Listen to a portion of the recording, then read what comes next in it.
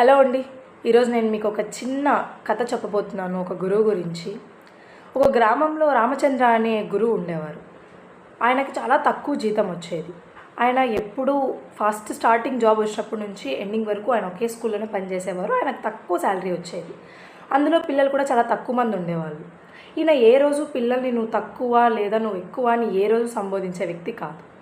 ఒకరోజు క్లాస్కి వెళ్తే రఫీ అనే చాలా అల్లరి అబ్బాయి ఉండేవాడు. ఆయన ఏంటి అంటే ఆ అబ్బాయి లాస్ట్ బెంచ్లో కూర్చొని ఉండేవాడు. లాస్ట్ బెంచ్లో కూర్చొని ఉంటే చాలా అల్లరి చేస్తూ ఎవరిని పట్టించుకోకుండా ఉండేవాడు యూజువల్గా. సో కొన్ని రోజులు రామచంద్ర మాస్టర్ చూసి రామచంద్ర మాస్టర్ ఏ రోజు ఏమీ అనలేదనమాట. పిల్లలు చూస్తే నువ్వు వాడు ఏమిటికి పనికిరాడు, వాడు చదువులో వేస్ట్ అని చెప్పి ఇలా నిరాశపరిచేవాళ్ళు. రామచంద్ర మాస్టర్ ఏ రోజు ఏమీ అనలేదు. సో రఫీని చూస్తూ చూస్తూ ఒకరోజు ఒక పాత క్యాలిక్యులేటర్ తీసుకెళ్ళి రఫీ దగ్గర ఇస్తాడు.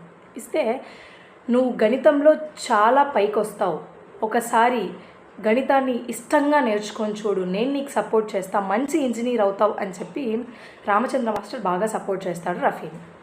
రఫీ ఆ రోజు నుంచి చాలా ఇంట్రెస్టెడ్తో మ్యాథ్స్ నేర్చుకొని ఏం చేస్తాడు అంటే మంచిగా ఒక మంచి పొజిషన్లో ఉండి విదేశాలకు వెళ్ళి చదువుకొని అక్కడ ఉద్యోగం తెచ్చుకొని మళ్ళీ ఇండియాకి వస్తాడు.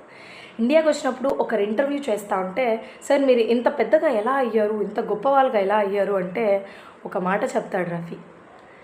నేను చిన్నగా ఉన్నప్పుడు మా మాస్టర్ నాకు ఒక పాత క్యాలిక్యులేటర్ ఇచ్చారు. పాత క్యాలిక్యులేటర్కి విలువ లేదు, కానీ ఆయన మాటలకి విలువ ఉంది అని చెప్తాడు. అంటే అక్షరాలతో మస్తిష్కాలను సాగు చేసే ఘర్షకుడవుతూ, ఆవిష్కరణకు ఆయువు పోసే అపర బ్రహ్మే తానవుతూ, లక్ష్యం వైపుకు ముందుకు నడిపి లక్షణంగా భవితను మరిచి, అధ్యాపకుడే ఆదర్శాలుగా ప్రగతి బాటలో మార్గదర్శకులు అంటూ మనను ముందుకు నడిపిస్తున్న గురువు అందరికీ వందనాలు.